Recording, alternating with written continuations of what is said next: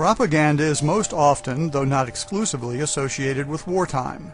The First and Second World Wars are often considered the golden age of propaganda, with World War II being a particularly fertile period for a number of reasons. First, World War II was a longer and more global conflict than its predecessor. It resulted in a total war environment in many nations, with virtually every aspect of daily life affected in some way by the conflict, even if hostilities did not directly threaten one's homeland.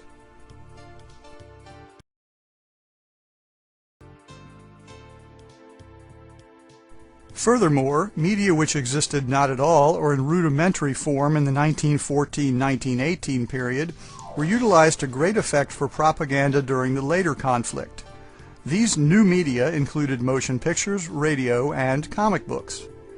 It was almost literally impossible to read a newspaper or magazine, to go to the movies, to listen to the radio, to walk down a street in a city or town without being reminded of the war in some way.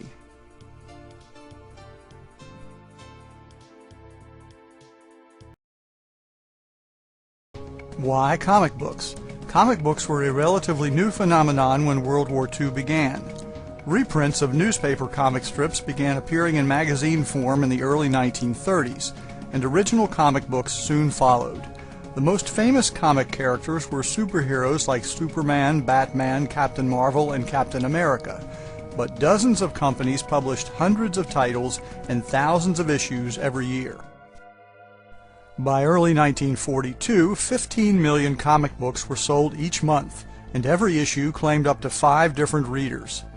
In December 1943, 125 different titles were available monthly, selling a total of 25 million copies.